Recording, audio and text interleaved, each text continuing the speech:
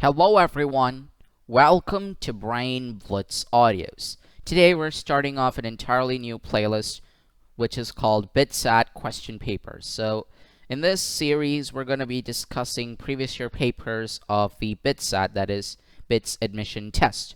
So this is a test to enroll yourself in one of the most premier private institutions for engineering in India, that is the Birla Institute of Technology and Science. So in this video, we're going to be looking at some previous year questions asked in physics for Bitsat 2018. So in Bitsat 2018, they had questions on physics, chemistry, biology, and mathematics. So today we're going to be looking at questions in physics, and this is the first video of the same. So today we have a set of about 10 questions. Let's dive right into those questions. Question number 1. A capillary tube of radius r is immersed in water and water rises in it to a height h. The mass of water in the capillary tube is given as capital M. If the radius of the tube is doubled, mass of water that will rise in the capillary tube will now be option A, M, option B, 2M, option C, M by 2, option D, 4M. So how do we solve this question? Well, this question is solved by first finding out the relation between height and radius, and then after that we use the formula for mass of water in a tube, which is by finding its volume and density. So therefore we can correlate mass and radius.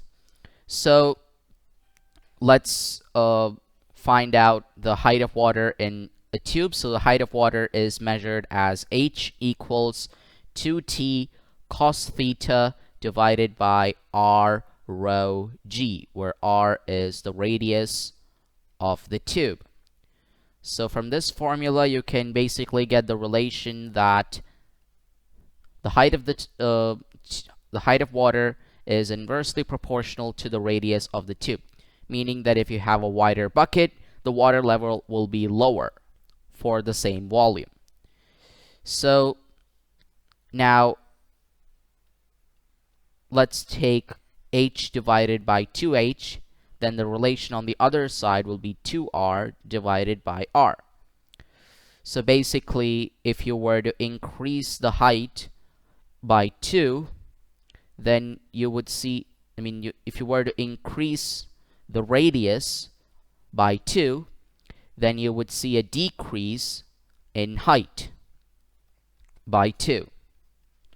So if the radius of the tube is doubled, then the height of the water is halved. So now let's consider h dash as the second height at r dash equals 2r. Then the value of h dash will be h divided by 2. So right now we have a relation between height and radius. Now we need to find out the relation for mass. Now mass of anything can be expressed as volume of the said object times density. So we can, since a tube is a cylinder, we can find out the volume of water present multiplied by the density of water rho in order to get the mass of water in the tube. So mass of water, which in this case is capital M, is volume of the cylinder, that is pi r square h times the density, which is rho. So at r dash equals 2r and h dash equals h by 2, the mass of water M will be pi times 2r the whole square times h by 2 times rho. So if you were to square the radius, you will get 4 pi r square h divided by 2 times the density. 2 goes into 4 2 times. So therefore M will be equal to 2 times pi r square h times rho. So basically the mass, the new mass of water when the radius of the tube is doubled is equal to 2m. So m dash is equal to 2m. So among the following options, option B is the correct option for this question, and we found it out by first finding the relation between height and radius using the height of the water tube formula. After that, we found out the exact relation. Here h is inversely proportional to r. Then we expressed mass as volume times density, and since a tube is a cylinder, we can express mass in both in the terms of radius and in the terms of height. We substituted the new values of height and radius, and we got the new value for mass when the radius is doubled, which is 2 times the original mass. So now let's move on to another question. A 10-volt battery with internal resistance 1 ohm and a 15-volt battery with an internal resistance of 0.6 ohm are connected in parallel to a voltmeter. The reading in the voltmeter will be close to 12.5, 24.5, 13.1, 11.5. So now we know that in this question, after solving, we might get a value which is close enough to one of the 4 given options. We need to find out which of them is the approximate answer. So here's a circuit that explains how the question is being framed. So we have 2 batteries connected to each other. Both of them have EMFs given, and they also have internal resistances. For the 10-volt battery, it's 1 ohm, and for the 15-volt battery, it's 0.6 ohm. Now, remember that these are connected in parallel, so overall, the voltage V is constant. So when the voltage is constant across 2 resistances, let's consider R1 as 1 ohm and R2 as 0.6 ohm, we can find out that I equivalent equals I1 plus I2. So that means 1 by R equivalent is equal to 1 by R1 plus 1 by R2. This is the formula that we studied in current electricity when we are connecting 2 resistances in parallel. So now 1 by R equivalent can be written down as 1 by 1 plus 1 by 0.6. So it's basically the 1 by 1 becomes 1, and 1 by 0.6 is 1 by 10 by 6, which is 6 by 10. So you have 10 plus 6 divided by 10, so that is 16. I mean, it's actually by 6. So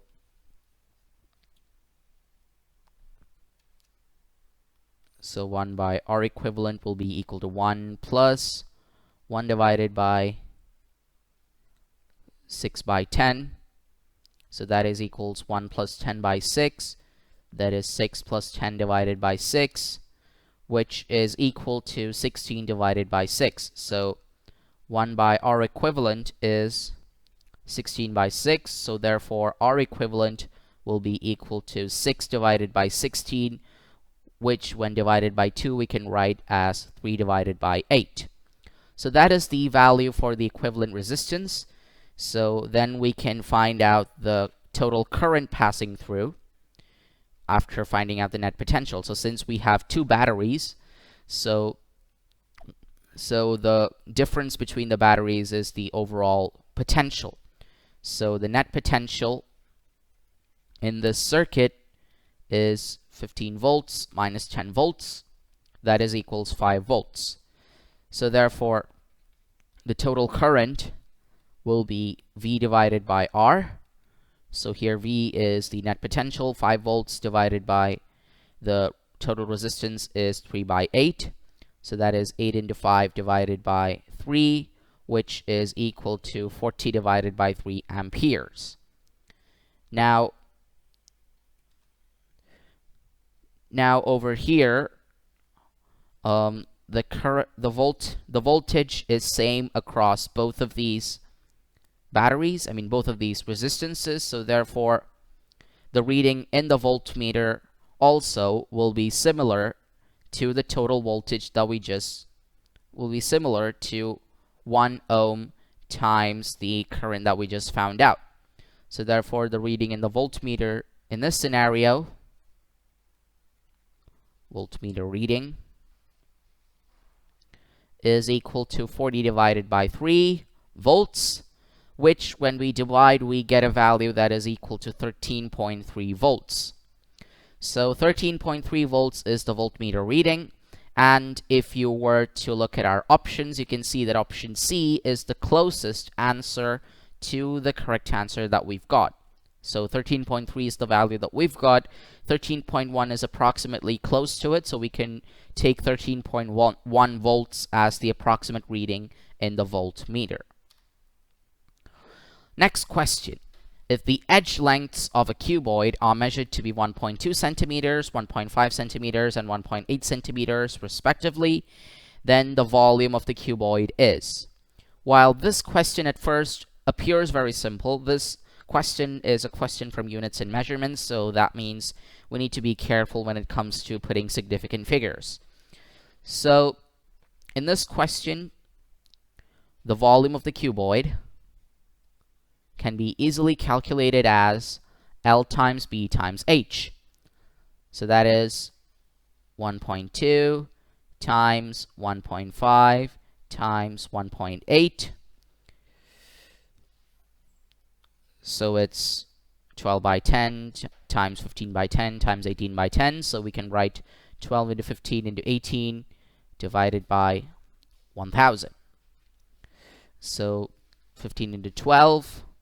So 5 2s are 10, 1 2s are 2, 2 plus 1 is 3, 5 1 0. So that is 180. 180 times 18, so that 0.0 times 8 gives you 0. 8 8s are 64, 1 8s are 8, 8 plus 6 is 14, 0, and then there's 8 and 1. So 1800 plus 1440, so that's 0, that's 4, 8 plus 4 is 12, and 1 plus 2 gives you 3. So 3240 divided by 1000 will be the volume of the cuboid. 3240 divided by 1000, 10 gets cancelled. 324 divided by 100 gives you 3.24 centimeter cube. But is this the correct volume? No, because over here, each of the measurements has two significant figures. So according to the law of significant figures, the product of two observations must have the least amount of significant figures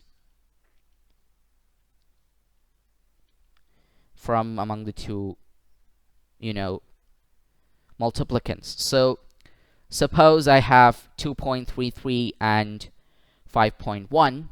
The product of these two figures must have two significant figures, because that is the least amount given in among the following factors. So similarly, if you look at the question here, all of these measurements have two significant figures, so therefore the volume also must have two significant figures.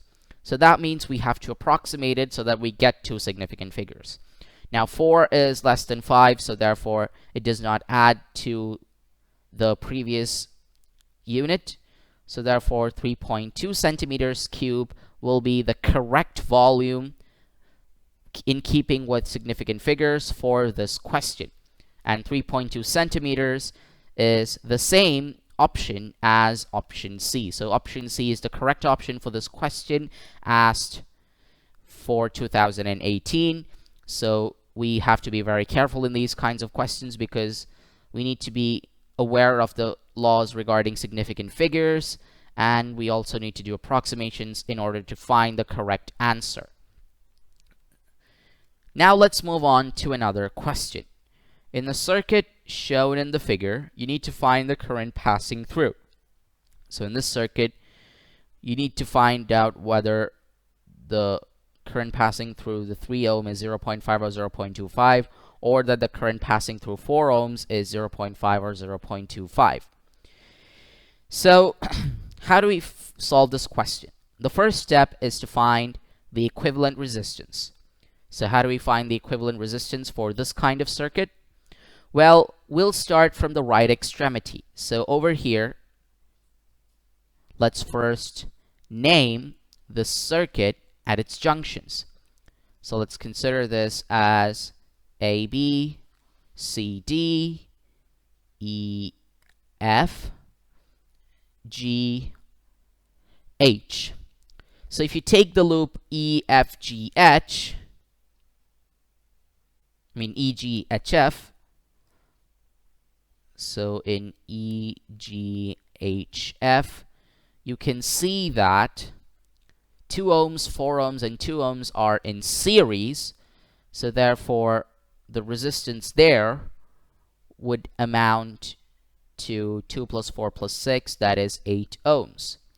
So now 8 ohms of EGHF is parallel to EF. So therefore, you have 1 by 8 plus 1 by 8, that gives you 2 by 8. So therefore, the equivalent resistance here is now 4 ohms. So if you were to cut this out, the equivalent resistance now that we get is 4 ohms. Again, similar case in the loop CEFD. So 2 plus 4 plus 2 gives you 8. And now 1 by 8 plus 1 by 8 gives you 2 by 8. So the equivalent resistance once again here is 4 ohms. And so now from 4 ohms, you can find our equivalent, that is equals 3 plus 4 plus 2.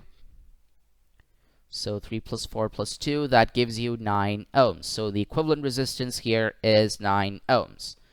So the important thing to note in this kind of question is that if you have connections like these, it's important to start from the right hand side, or the side which is farthest from the potential difference, and from there you can find out series connections, parallel connections, and simplify accordingly. So here we found series connections and then we made them parallel to each other, and then find out the equivalent, and then moved on to the left side until we got the total equivalent resistance. Now in the figure, the voltage is given as 9 volts and the R equivalent is now 9 ohms. So the total current that is passing through the circuit is 9 volts divided by 9 ohms. That is equal to 1 ampere. So I equivalent is equal to 1 ampere. So far, so good.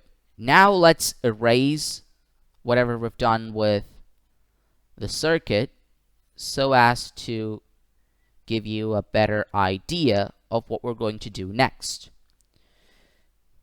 So far, we found out the equivalent resistance and the total current passing through. Now we need to find out where this current is going. So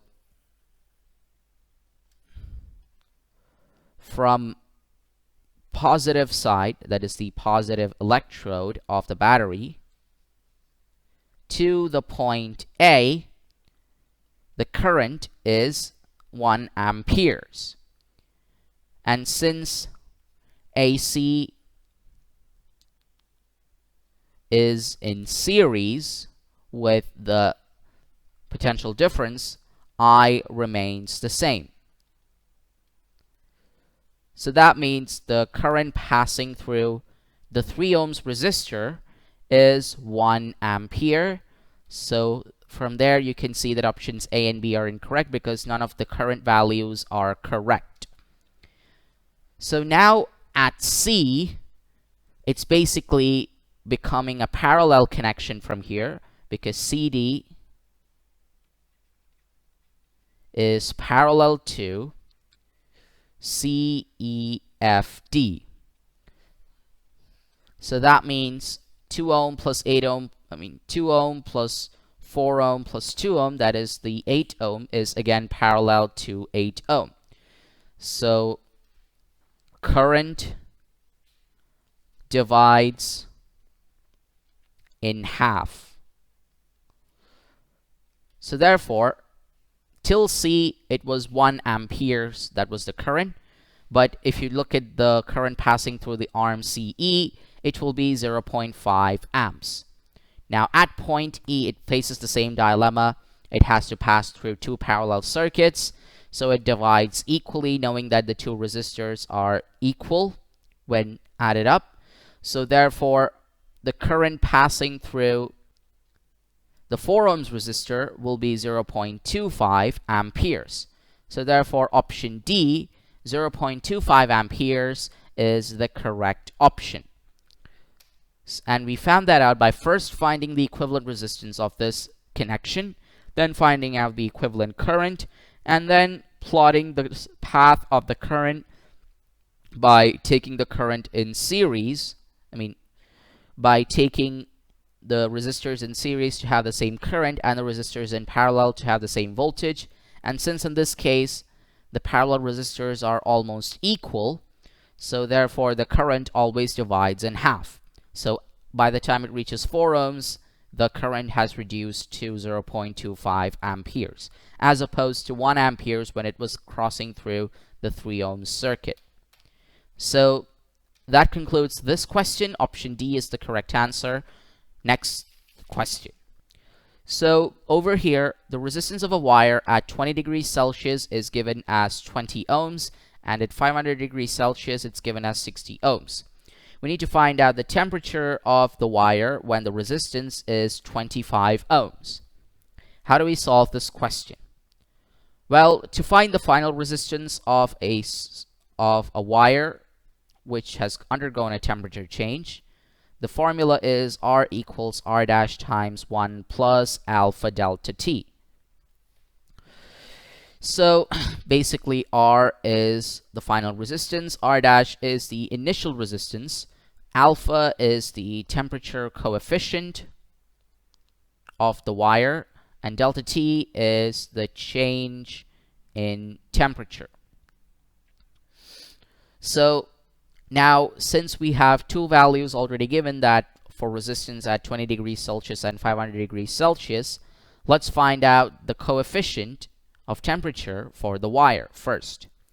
So case 1, our initial is 20 ohms, T initial is 20 degrees Celsius, our final is 60 ohms, T final is 500 degrees Celsius. So now we can find delta T as equal to final temperature minus initial temperature, 500 degrees minus 20 degrees. That gives you 480 degrees Celsius. So delta T is 480 degrees. Now let's use the formula given. So our final is on the left hand side, so 60 equals 20 times 1 plus 480 alpha. So let's take 20 to the right hand side, so therefore 60 divided by 20 gives you 1 plus 480 alpha. 6 by 2 gives you 3, so therefore 480 alpha is 3 minus 1, which is 2. So therefore the value of alpha is 2 by 480, which is 1 divided by 240. So we can find the coefficient of resistance by dividing 1 with 240, but that is not our question. Our question is at which temperature the resistance will be 25 ohms. So even if we keep it as a fraction, it's not going to matter much. But anyways, you need to know the value of alpha first before we can tackle the second part of the question. So in case 2, we know alpha equals 1 by 240. Initial temperature is 20 degrees Celsius. Initial resistance is 20 ohms. We know the final resistance as 25 ohms, but we do not know the final resistance, the final temperature. So we need to find out the final temperature here using the same formula. So we use R equals R dash times 1 plus alpha delta T. So here R is 25, that is equal to 20 times 1 plus alpha times. Here delta T will be T final minus T initial, so that is T final minus 20 degrees. So let's take 20 to the left-hand side. 25 divided by 20 will be equal to 1 plus alpha times t final minus 20 degrees.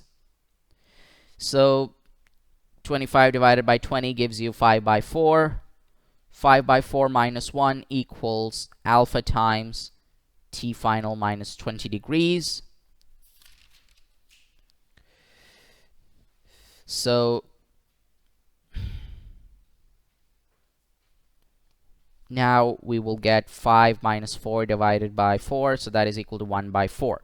So 1 by 4 on the left hand side, and on the right hand side we'll put the value of alpha, which is 1 by 240. So therefore the right hand side becomes t final by 240 minus 20 degrees by 240.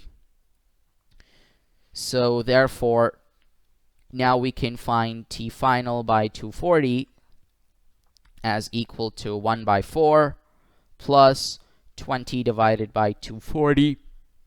So zeros get cancelled. 2 goes into 24 12 times. So basically now we have 1 by 4 plus 1 by 12. So that is, 3 plus 1 divided by 12. So that's 4 by 12, which is equal to 1 by 3. So t final divided by 240 is equal to 1 by 3. T final is equal to 240 divided by 3. 24 divided by 3 gives you 8. So the final temperature is 80 degrees Celsius. So among the given options, you can see that option D is the correct answer after solving for this question. So over here, there's only one formula that you need to know. R equals R dash times 1 plus alpha times delta T, which is the formula used to find out the final resistance when the initial resistance, temperature coefficient, and change in temperature is given. First, we find a temperature coefficient for the first case, where both final temperature, final resistance, and initial resistance are given. And then after finding alpha, we apply it to find t final by taking delta t as t final minus t initial, and then plugging in all the other values and then solving for it. And finally, we got the value 80 degrees Celsius as the final temperature when the resistance of the wire is 25 ohms. Let's look at this question. A particle moving along the x-axis has an acceleration f at time t, and it's given by the relation f equals f naught times 1 minus small t by capital T, where f naught, small t, and capital T are constants. The particle at t equals 0 has 0 velocity. In the time interval between t equals 0 and the instant when f equals 0, we need to find the velocity of the particle vx. So how do we solve this question? In this question, the first thing you need to note is that the particle at t equals 0 has 0 velocity. So v equals 0 at the time period equal to 0. So at the time equals 0, the particle has 0 velocity. Now, we know the value of f. The value of f is given as f naught times 1 minus t by t. So we put the value when f equals 0. So when f equals 0, 0 will be equal to f naught times 1 minus t by t. So when you take f naught to the left hand side, it'll be 0 divided by f naught, so the left hand side still remains 0. The right hand side is 1 minus t by t. So now you get t by t as equal to 1, so therefore the small t, time, is equal to the capital T constant. So now we know there are two time periods. We know the initial time and the final time that we need to calculate the velocity of. So we know at t equals 0, v equals 0, and we know that when the acceleration f is 0, the particle is at time capital T. So how do we calculate the velocity?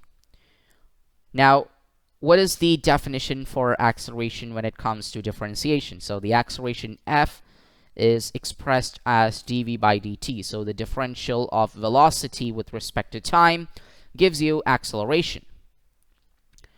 So if F equals dv by dt, then we can write dv as equal to F times dt. So on integration from 0 to t, you get dv from velocity 0 to v of x equals the integral of F times dt from 0 to capital T. In order to solve this further, what we're going to do is we're going to take the formula of F. So F is expressed as F naught times 1 minus small t by capital T times dt. So that is the expression on the right hand side. It's integrated from 0 to capital T. So on the left hand side you get v of x. The right hand side we will now F naught, since it's a constant, we take it outside. We split the integral between the two parts of the subtraction sign. So therefore F naught times integral 0 to capital T dt, since it's 1, minus F naught by t times integral 0 to capital T dt. Now the reason why I took the capital T outside, because it's also a constant, so it does not have any bearing on the integration. So therefore Vx will now be equal to, the first part will be F naught times capital T, because integral of dt gives you the time itself. So capital T minus 0, which is capital T, and then we put a minus sign, and then we move on to the second integral. So you have F naught divided by capital T times integral T dt gives you t squared by 2. So when you put in the limits, you get capital T squared divided by 2 minus 0 divided by 2, which is still 0. So we will have to cancel one of the t's in the numerator with the t in the denominator. So you get F naught t minus F naught t by 2. So therefore the value of Vx will be equal to half F naught times capital T. So this is the correct expression for the velocity at acceleration equals 0. So if you look at our following options, you can see that option C, half F naught t, is the correct answer. We found that out by first finding out the two time periods wherein which we need to find the velocity. So from the question it's given that there is 0 velocity at t equals 0. Then when the acceleration is 0, we found out that the value of the time period is equal to capital T.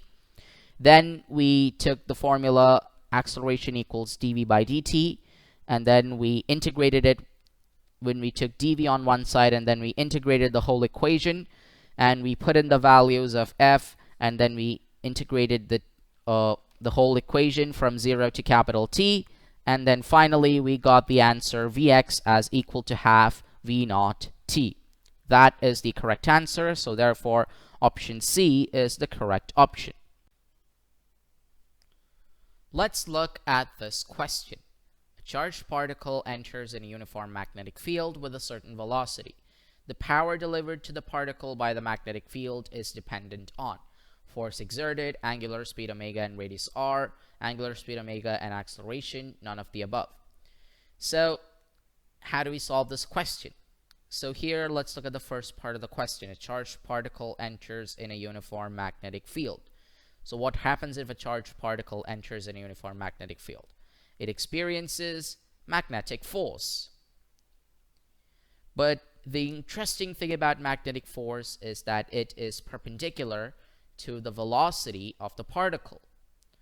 So if it's perpendicular to the velocity of the particle, then it is also perpendicular to the displacement undertaken by that particle. So therefore, the dot product in this case, which is work done, will be equal to 0. So basically, the work done by the magnetic force is equal to 0. So therefore, the power delivered to the particle is also equal to 0. So therefore, it's not dependent on force or velocity or angular speed or radius or acceleration of the particle. It is not dependent on any of these quantities because it's always 0. The power of the particle is always 0 whenever a charged particle enters a uniform magnetic field with a certain velocity. So therefore, option D, none of these, is the correct option. The important thing to note here is that magnetic force is perpendicular to the velocity. So F is also perpendicular to the distance, which is, say, delta x. And since work done, that is dW equals F dx, and let's say that is F times x times cos theta, and here cos theta, which is cos 90, gives you 0. So the total work done by the magnetic force will ultimately become 0. So when work done is 0, power that is equal to work done divided by time is also equal to 0. Option D is the correct option for this question.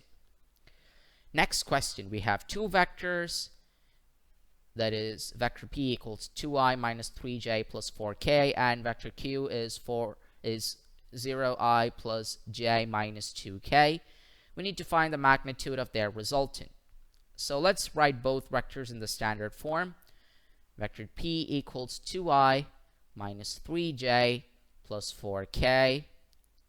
Vector Q equals 0i plus j minus 2k. We need to find the magnitude of the resultant vector. The resultant vector in vector form is vector r equals vector p plus vector q. So basically, we're adding each of the components here.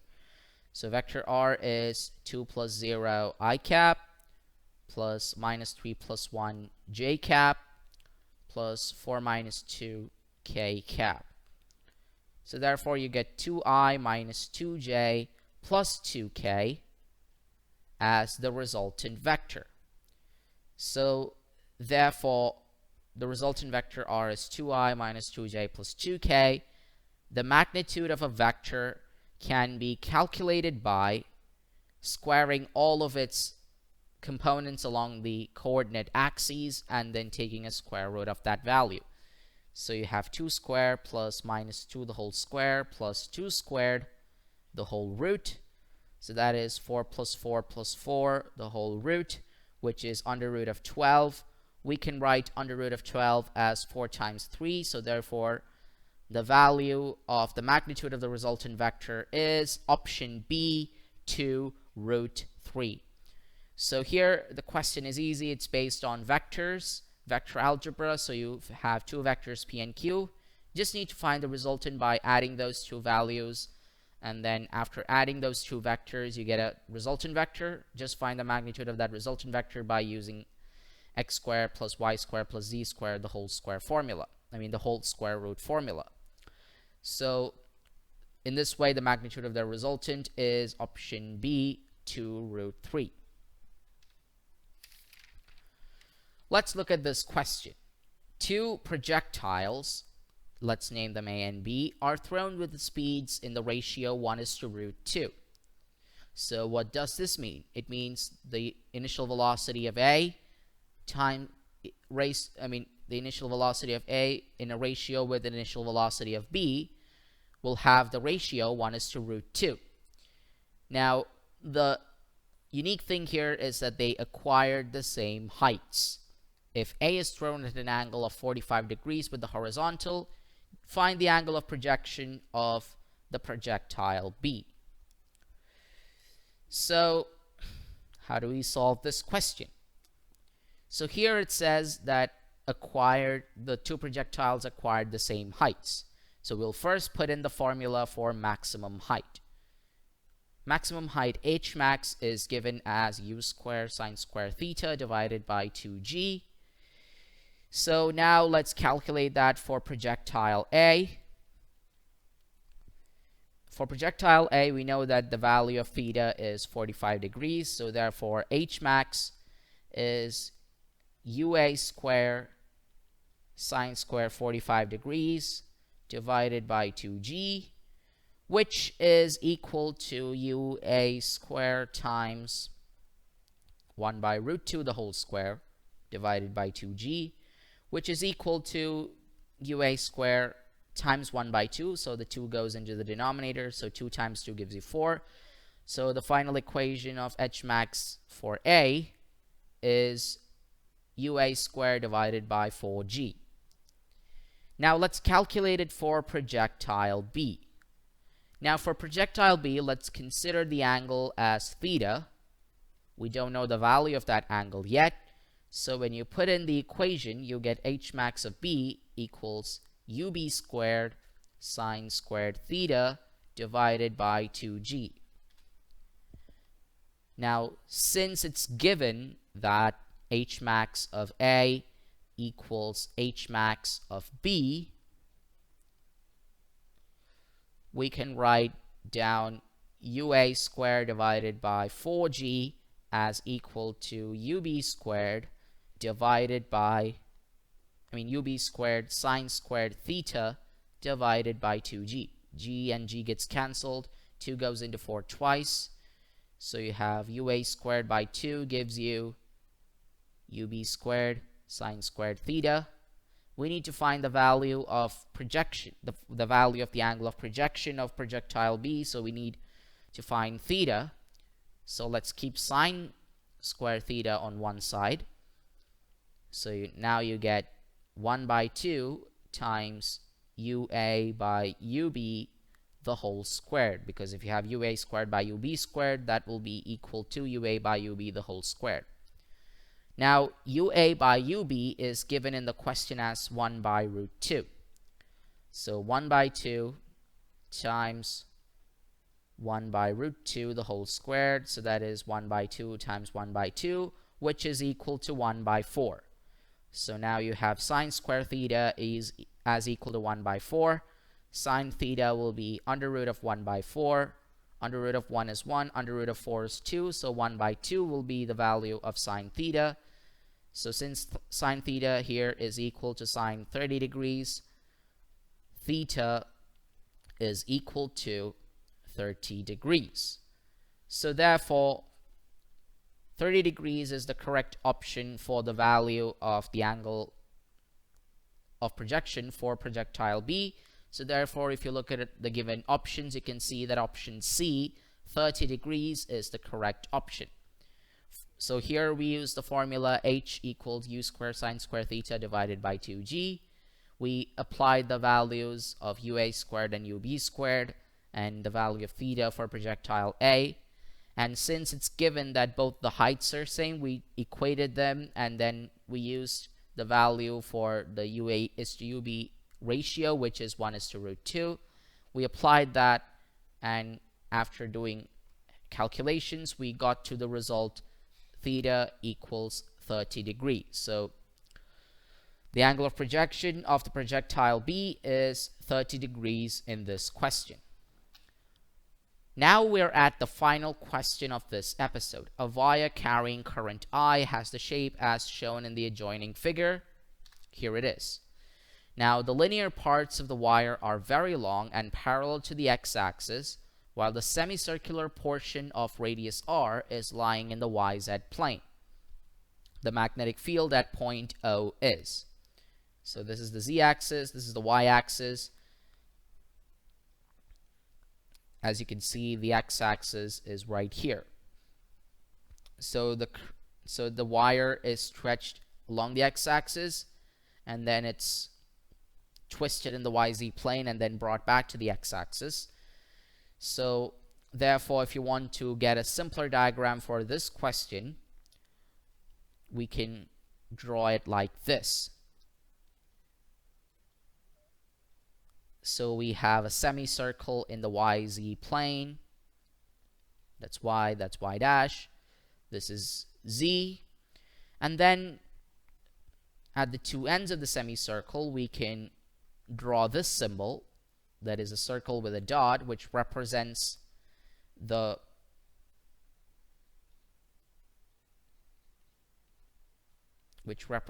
extension of the wires into the x-axis. So this is how the wire can be represented in a simpler manner. So as you can see, it's given that the linear parts of the wire are very long, which means in this case they are semi-infinite. So this is 1, that is 3, and the semicircular part is 2. So wires 1 and 3 are semi-infinite straight conductors.